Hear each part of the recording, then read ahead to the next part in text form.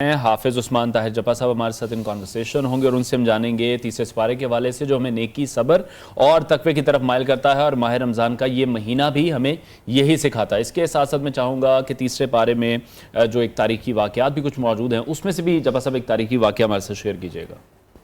بسم اللہ الرحمن الرحیم۔ صبر اور تقوی کے حوالے سے اللہ نے دنیا کو ڈیفائن فرمایا ہے کہ میں نے اس دنیا کو انسان کے لیے تخلیق، کیونکہ یہ امتحان ہے جی، دارالابتلاء ہے یہاں تو رزلٹ اس طرح سے نکلتا نہیں، رزلٹ تو کہیں اللہ نے اور رکھا ہوا ہے۔ تو وہ دنیا کو جب دارالامتحان بنایا تو اللہ فرماتا ہے پھر میں نے اس کو کیسے کریٹ کیا۔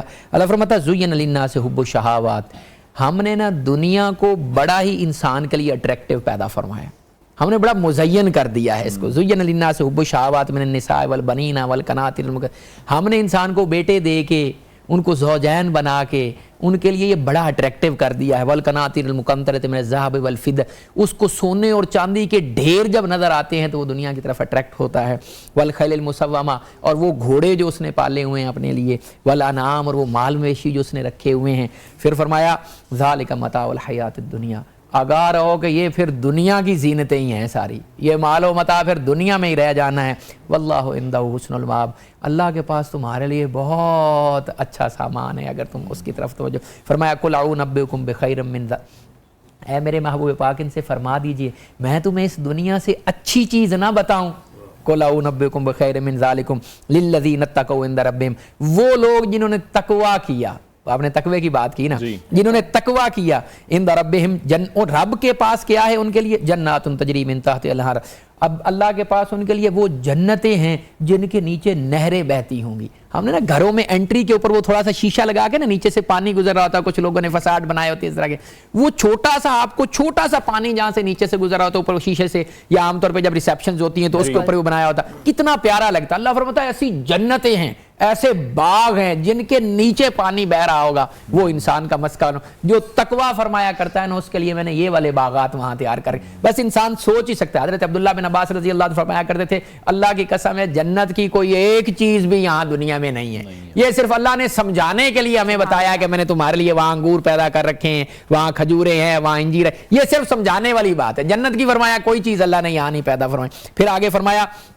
فیہا ازواج مطہرۃ ورضوان واللہ بس الذین یقولون ربنا اننا، یہ وہ لوگ ہیں جو کہتے ہیں اے ہمارے رب ہم تیرے اوپر ایمان لے کے آئے، فاغفر لنا، تو ہمیں معاف فرما دے، فاغفر لنا ذنوبنا، ہمارے گناہوں کو معاف فرما دے۔ یہ کون لوگ ہیں؟ وہ جو صبر کی آپ نے بات کی، اللہ نے فرمایا یہ وہ لوگ ہیں الصابرین، جو صبر کرتے ہیں۔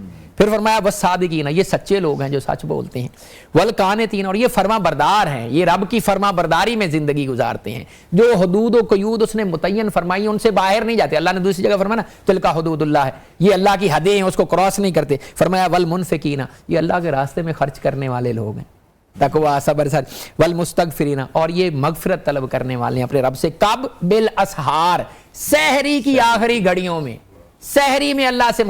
حدیث پاک کے اندر آتا ہے، مفسرین کرام نے بھی لکھا ہے کہ بندہ سب سے زیادہ قریب اپنے رب کے تب ہوتا ہے جب وہ سجدے کی حالت میں ہوتا ہے۔ بندہ رب کے قریب سجدے کی حالت میں، رب سب سے قریب بندے کی حالت میں ہوتا ہے جب وہ تہجد کی حالت میں ہوتا ہے، یعنی وہ جو فجر کی ہے نا تہجد۔ فرمایا والمستغفرین بالاسحار، یہ سحری کے وقت میں اللہ سے مغفرت طلب کرتے ہیں، یہ وہ والے لوگ ہیں۔ پھر فرمایا شاہد اللہ انہ لا الہ الا ہو، آگے چل کر اللہ نے فرمایا ان الدین عند اللہ الاسلام، اللہ کے ہاں جو دین ہے نا وہ ہے ہی اسلام، اللہ کے ہاں اسلام کے علاوہ اور کوئی دین جو ہے وہ پسند نہیں ہے۔ آپ نے جس واقعے کی طرف اشارہ فرمایا کہ کوئی واقعہ جو ہے جو تیسرے پارے کی زینت بنا ہے، وہ بالکل اس کے شروع میں اللہ نے حضرت ابراہیم علیہ السلام کا واقعہ بیان فرمایا ہے۔ حضرت ابراہیم علیہ السلام نے ایک دفعہ اپنے رب سے یہ سوال کیا، جب ان کا مقابلہ ہوا ہے نا وہاں پہ نمرود کے ساتھ، تو نمرود نے ان کو کہا کہ میں بھی زندہ کرتا ہوں اور میں بھی مارتا ہوں، تو حضرت ابراہیم علیہ السلام نے پھر نمرود کو کہا کہ میرا رب وہ ہے، وہ فرماتے ہیں قال ابراہیم ان اللہ یاتی بالشمس من المشرق فات بها، میرا رب وہ ہے جو سورج کو مشرق سے نکالتا ہے،